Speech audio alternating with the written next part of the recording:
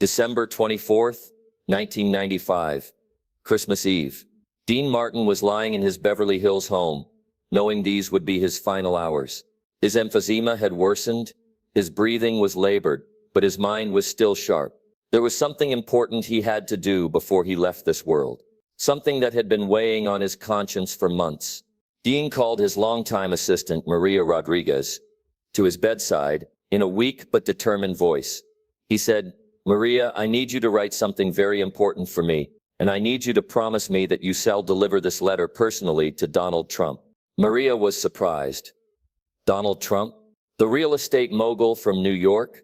Dean had mentioned Trump a few times over the past months, always with a strange mixture of concern and certainty in his voice. "Of course, Mr. Martin. What would you like me to write?" What Dean Martin dictated that Christmas Eve would remain a secret for 30 years. But when that letter was finally opened in 2025, it would shock not only Trump himself, but the entire world. Maria Rodriguez didn't know at that moment that she was about to become the keeper of one of the most prophetic documents in American history. Dean began slowly, pausing frequently to catch his breath. "Dear Donald, by the time you read this, I still be long gone. But I need to tell you something that's been haunting me since our conversation at the Plaza Hotel last spring." Maria's pen moved across the paper as Dean continued. "You asked me that night if I thought you'd ever run for president. You laughed when you said it, but I saw something in your eyes. I've been in this business long enough to recognize ambition, real ambition. And I know you will run, Donald.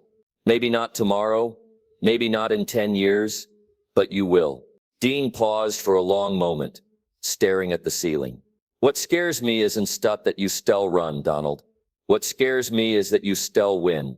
And when you do, you still face the same monsters that have been running this country from the shadows for decades."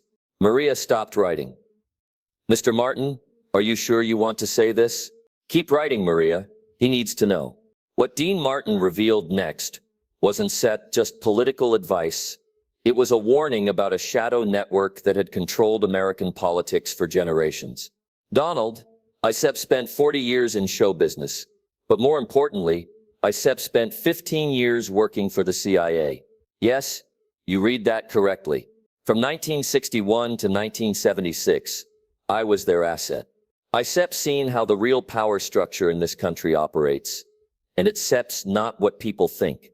Dean Sepp's voice grew stronger as he continued. "There's a group. They call themselves the Council. Sepp's old money families, intelligence agencies, military contractors. Sepp's been pulling the strings since before either of us was born. Kennedy tried to expose them. We all know what happened to him. If you become president, they try to control you first. If that doesn't work, they try to destroy you. I watched them do it to others. The media campaigns, the scandals, the investigations that come from nowhere. It's all orchestrated." Maria Sepp's hands were trembling as she wrote. "Mr. Martin, this sounds very dangerous." "It is dangerous, Maria. That's why I been telling him now while I still can." But Dean Martin Sepp's most shocking revelation was still to come. A prediction that would prove eerily accurate 20 years later. "Donald, you are going to be president. I don't know when, but it will happen. And when it does, remember this. Trust no one in Washington, not the intelligence agencies, not the Pentagon, not even your own staff in the beginning. The council has people everywhere." Dean coughed violently, then continued. "Your greatest enemy be the opposing party. It will be your own government trying to undermine you from within. They still leak everything, twist every word, create scandals from nothing. The media will become their weapon against you. But here's what they don't understand about you, Donald. And what I realized that night at the plaza, you are not one of them. You didn't come up through their system. You built your own empire, your own rules, that terrifies them more than any foreign enemy." Dean looked directly at Maria. "Write this part very carefully, Maria. Word for word. Donald, when you become president, and you will minors, there will come a moment when they try to remove you from office. Not through an election, but through other means. When that happens, remember what I'm telling you now. The truth is your only weapon, and the American people are your only allies. Dean Martin then shared something that would only make sense decades later. Might have specific names and locations that would become central to Trump's presidency. There are names you need to remember. Donald James Comey, he kiss FBI now, but he SEP's one of theirs. John Brennan at CIA, he kissed dangerous, never trust him. Their SEP's a surveillance system they call FASA, the surveillance system. They still use it against you. Maria stopped writing. Mr. Martin, how do you know these names? How can you be so certain? Dean smiled weakly. Maria, when you been where I been, seen what I seen, you learn to recognize the patterns. These people aren't new. They just change positions. The system remains the same. They're something else, Donald. They are going to come after your family, your children, your business, everything you built. That's their standard playbook. Make the target so toxic that supporting him becomes impossible. Dean Sepp's breathing became more labored. But you have something they never faced before, Donald. You understand media like no politician ever has. You can speak directly to the people without their filters. Use that when they attack back twice as hard. The most chilling part of Dean Sepp's letter would prove to be a warning about something that wouldn't happen until 2020. Donald, there's one more thing. Pay attention to the elections. They been manipulating elections for years, but always subtly. When you run for re-election minds, and you will seek a second term, they will try something they never tried before. They will try to change how elections work. Dean coughed again, his voice becoming weaker. Mail-in ballots, extended voting periods, they still claim it says about safety or convenience, but it says about control.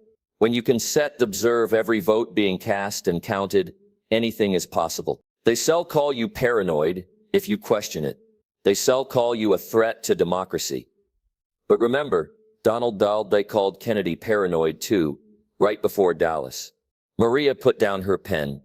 Mr. Martin, this is frightening. Should I really give this letter to Mr. Trump? Maria, that letter might save his life someday, and maybe even save the country. Dean Martin's final words would prove to be the most prophetic of all. Donald, if you're reading this, it means you've either become president or you're about to. Either way, everything I've told you is about to become very real. The next few years of your life will be the most dangerous any American president has ever faced, not from foreign enemies, but from domestic ones. Dean Sepp's voice was barely a whisper now. There will be times when you feel completely alone, when even your closest advisors seem to be working against you. When that happens, remember this letter. Remember that at least one person knew what you were up against before it even started. Fight them, Donald. Fight them with everything you have. Because if you don't they'll never allow another outsider to reach the presidency. You might be the last real shot America has. Dean closed his eyes for a moment, then opened them. Sign it today. Your friend from the shadows, Dean Martin. December 24th, 1995. Maria finished writing and sealed the letter in an envelope. How should I address it? To Donald J. Trump, future President of the United States? Mark it, personal and confidential, open only, when it all makes sense. Dean Martin died the next day, taking his secret to the grave. But Maria Rodriguez kept her promise. On December 25th, 1995, Dean Martin passed away in his sleep. Maria Rodriguez attended the funeral, but she told no one about the letter. She had made a promise to a dying man, and she intended to keep it.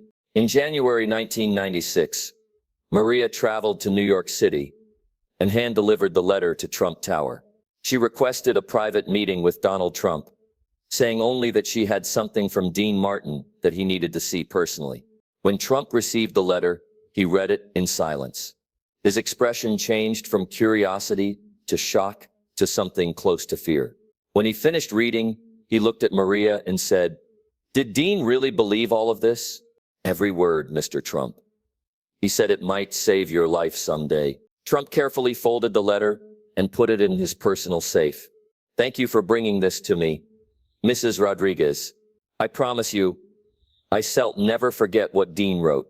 For 20 years, Trump never mentioned the letter to anyone. But everything Dean had predicted began to unfold exactly as he had warned. In 2015, when Trump announced his presidential campaign, he remembered Dean's words, "You're going to be president." Throughout the campaign, as the media attacks intensified, he thought about Dean's warning about their weapons. When James Comey reopened the Clinton email investigation just days before the election, Trump recalled Dean's specific warning about Comey being one of theirs, but also recognized that even they couldn't control everything completely. After winning the 2016 election, Trump experienced exactly what Dean had predicted, his own government working against him from day one. The intelligence agencies, the leaks, the investigations, it was all precisely as Dean had described. In 2017, when the FBI began investigating Trump's campaign for Russian collusion, he reread Dean's letter. The warning about being undermined from within seemed prophetic.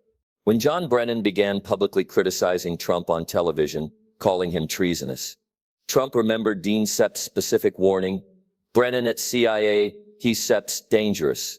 Never trust him." But it was during the 2020 election that Dean Martin Sepp's most chilling prediction came true. As the 2020 election approached, Trump found himself thinking more and more about Dean's warnings. The push for mail-in ballots due to COVID-19, the extended voting periods, the changes to election procedures, it all matched Dean's 25-year-old prediction perfectly. On election night 2020, as vote counting stopped in key states and resumed with massive ballot dumps favoring Biden, Trump pulled out Dean Sepp's letter and read it again. When you can observe every vote being cast and counted, anything is possible. When Trump questioned the election results, he was immediately labeled a threat to democracy, exactly as Dean had predicted. The media response was swift and unified, just as Dean had warned about their coordination. During the events of January 6, 2021, as Trump faced calls for impeachment and removal from office, he remembered Dean Sepp's words, "There will come a moment when they try to remove you from office, not through an election, but through other means." In 2025, 30 years after Dean Sepp's death, Trump finally revealed the existence of the letter Einder, why he had kept it secret for so long. At a rally in Nevada in March 2025, Trump stunned the audience by talking about Dean Martin for the first time in his political career. Dean Martin was more than just a great entertainer. He was a man who saw things clearly, who understood how the game was really played. Before he died in 1995, Dean wrote me a letter. In that letter, he predicted everything that would happen to me as president. Everything. The investigations, the media attacks, the attempts to remove me from office, even the problems with the 2020 election. The crowd was silent, hanging on every word. For 30 years, I kept that letter private, but I think at Sepp's time people knew the truth about what Dean Martin really understood about this country. Trump paused, looking out at the crowd. Dean Martin wasn't just the king of cool. He was a patriot who tried to warn America about the forces working against it, and everything he warned me about came true. After the rally, Trump's team released photocopies of Dean Martin's letter to the press. The reaction was explosive. News networks debated whether the letter was genuine. Handwriting experts confirmed it was Maria Rodriguez's handwriting, and she came forward to verify the story. The letter became front-page news around the world. Political commentators were stunned by its accuracy.